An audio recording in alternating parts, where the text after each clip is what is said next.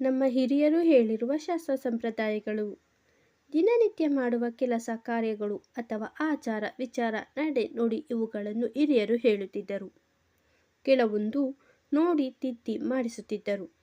ಬೆಳಗ್ಗೆ ಬಲಮಗುಲಲ್ಲಿ ಹೇಳುವುದರಿಂದ ರಾತ್ರಿ ಮಲಗುವ ತನಕ ನಿತ್ಯ ಜೀವನದ ನಿಯಮಾವಳಿಗಳನ್ನು ಹೇಳುತ್ತಿದ್ದರು.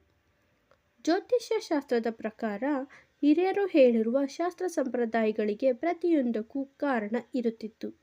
ಅದನ್ನು ಪಾಲಿಸದೇ ಇದ್ದಾಗ ನಮಗೆ ಕೆಡುಕಾಗುತ್ತದೆ. ಇಂಥ ವಿಚಾರಗಳನ್ನು ಹೆಣ್ಣು ಮಕ್ಕಳಿಗೆ ಪದೇ ಪದೇ ಹೇಳುತ್ತಿದ್ದರು.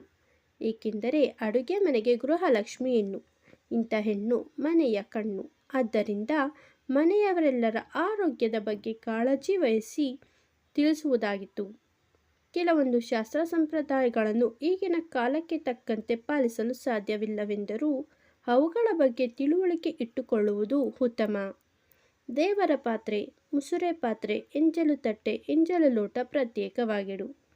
ಹಬ್ಬ ಹರಿದಿನ, ಶುಕ್ರವಾರ, ವಿಶೇಷ ದಿನಗಳಲ್ಲಿ ಹಾಗಲಕಾಯಿ, ಬಾಳೆ ಗಿಡದ ಕಾಯಿ ದಿಂಡು ಮಾಡುವಂತಿಲ್ಲ. ಬೂದುಗುಂಬಳಕಾಯಿ, ಚೀನಿಕಾಯಿ, ಇಡಿಕಾಯಿಗಳನ್ನು ಹೆಣ್ಣು ಮಕ್ಕಳು ಒಡೆಯುವಂತಿಲ್ಲ.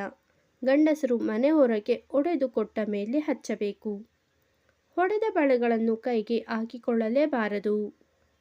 ಹೋಗಿ ಬರುತ್ತೇವೆ ಎಂದು ಹೇಳುವವರ ಎದುರಿಗೆ ಮುಖಕ್ಕೆ ಎಣ್ಣೆ ಹಚ್ಚಿಕೊಂಡಿರುವುದು ಅಥವಾ ಮುಖ ತೊಳೆಯದೆ ಹಣೆಗೂ ಹಿಡದೆ ಹೊರಡುವವರ ಎದುರಿಗೆ ಬರಬಾರದು. ಹೊರಟ ಕೂಡಲೇ ಮುಖ ತೊಳೆದುಕೊಳ್ಳಲು ಹೋಗುವುದು, ಸ್ನಾನಕ್ಕೆ ಹೋಗುವುದು ಮಾಡಬಾರದು. ಊಟ ಮಾಡಿ ಹೊರಟವರು ಊಟ ಮಾಡುವವರಿಗೆ ನಾವು ಹೊರಡುತ್ತೇವೆ ಎಂದು ಹೇಳದೆ ಅವರ ಊಟ ಮುಗಿಯುವವರೆಗೂ ಅಲ್ಲಿಯೇ ಇರಬೇಕು. ಶುಭ ಸಮಾರಂಭಗಳಿಗೆ ಊಟಕ್ಕೆ ಹೋದಾಗ ಹಿಂದಿರುಗಿ ಬರುವಾಗ ಮನೆಯವರಿಗೆ ಹೋಗಿ ಬರುತ್ತೇವೆ ಚೆನ್ನಾಗಿತ್ತು ಎಂದು ಹೇಳಬೇಕು. ಹಾಗೆಯೇ ದುಃಖದ ಕಾರ್ಯಕ್ರಮಗಳಿಗೆ ಹೋದಾಗ ಹೋಗಿ ಬರುತ್ತೇವೆ ಎಂದು ಹೇಳುವಂತಿಲ್ಲ. ಹಾಗೂ ದುಃಖದ ಮನೆಗೆ ಬಂದವರು ಹೊರಡುತ್ತೇವೆ ಎಂದು ಹೊರಟು ನಿಂತವರಿಗೆ ಊಟ ಮಾಡಿ ಎಂದು ಹೇಳುವಂತಿಲ್ಲ. ಊರಿಗೆ ಹೊರಟವರ ಬಟ್ಟೆಗಂಟು, ಟ್ರಂಕು ಇವುಗಳ ಮೇಲೆ ಕೂರಬಾರದು. ಪ್ರಯಾಣದಲ್ಲಿ ತೊಂದರೆಯಾಗುತ್ತದೆ, ಅಪಘಾತ ಕೂಡ ಆಗಬಹುದು. ಹೊರಡುವಾಗ ಹಿರಿಯರ ಕಾಲಿಗೆ ನಮಸ್ಕರಿಸಬೇಕು. ಮುಸ್ಸಂಜೆ ಹೊತ್ತು ಮುಸುಕು ಹೊದ್ದು ಮಲಗಬಾರದು. ದೀಪ ಹಚ್ಚದೆ ಬಾಗಿಲು ಹಾಕಿ ಒಳಗೆ ಕೂರಬಾರದು.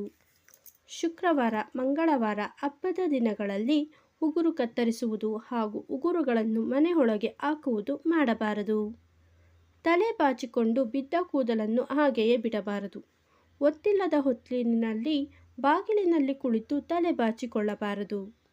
ಬಟ್ಟೆಗಳನ್ನು ಮೈ ಮೇಲೆ ಧರಿಸಿದ ಮೇಲೆ ಮೈ ಮೇಲಿದ್ದಂತೆಯೇ ಕತ್ತರಿಸುವುದು, ಗುಂಡಿ ಹಾಕುವುದು, ಹೊಲಿಯುವುದು ಮಾಡಬಾರದು. ಇದರಿಂದ ಮನುಷ್ಯನಿಗೆ ಕಂಟಕ ಹೆಚ್ಚಾಗುತ್ತದೆ. ಸ್ನೇಹಿತರೆ, ಈ ಮಾಹಿತಿ ನಿಮಗೆ ಇಷ್ಟವಾಗಿದ್ದರೆ ಒಂದು ಲೈಕ್ ಕೊಡಿ, ಶೇರ್ ಮಾಡಿ, ಹಾಗೆ ಚಾನಲ್ಗೆ ಸಬ್ಸ್ಕ್ರೈಬ್ ಆಗಿ. Thanks for watching.